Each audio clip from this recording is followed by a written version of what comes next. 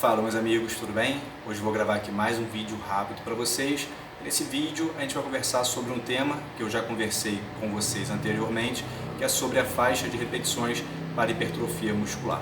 Então hoje em dia, ainda nas academias, a gente escuta que a faixa de repetições para hipertrofia muscular é a faixa de 8 a 12 repetições.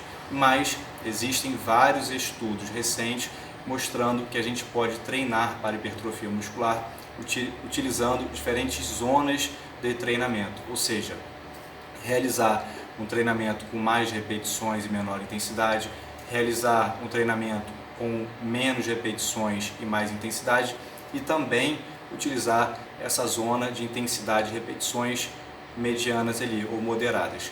Então a gente pode explorar essas zonas de repetição quando o nosso objetivo é hipertrofia muscular.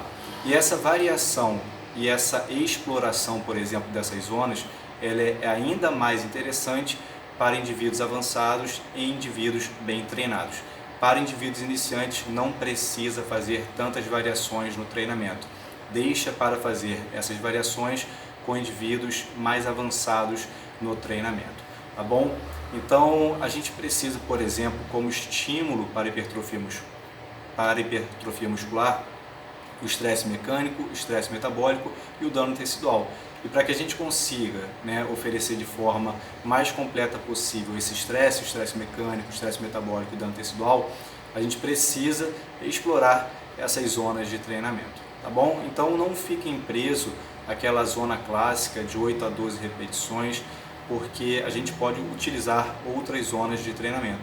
Uma coisa bem interessante que eu recomendo para vocês, principalmente para quem gosta de estudar, é que a gente precisa muitas vezes observar a prática e alinhar essa prática com a teoria ou com o que tem sido passado.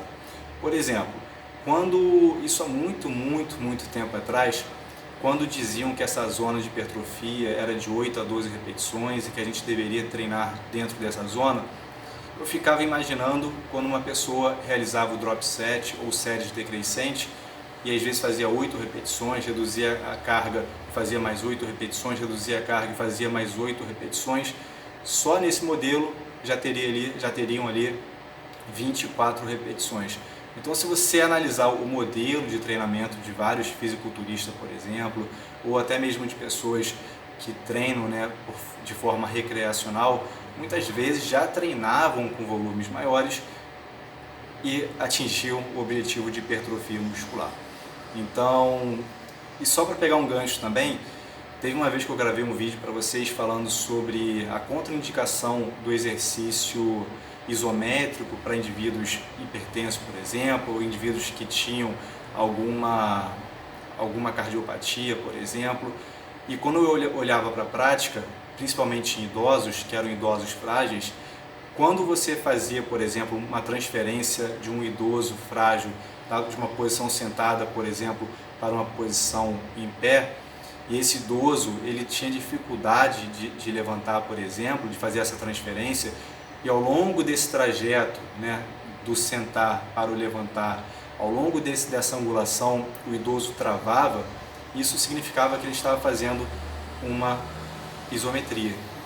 Então, muitas vezes na prática, a gente observa o que está sendo contraindicado, ou a gente observa o que não seria o recomendado, mas a prática já nos diz muitas vezes ali o que vai acabar acontecendo e se é interessante ou não. Tá? Então, quando a gente descreve sobre hipertrofia muscular, muitas vezes a gente já via treinos com alto volume de repetições, alto volume de séries, por exemplo, e hoje a gente vê na literatura que maior volume de treinamento é interessante, explorar as zonas de repetição é interessante, enfim, são vários fatores que a prática já mostrava quando você analisava ali com mais calma as recomendações, o que era feito, a gente já via que na prática era diferente, tá? Então, como eu disse, vários estudos sugerem que vocês podem explorar essas zonas de repetição e não ficar preso a uma determinada zona de 8 a 12 repetições.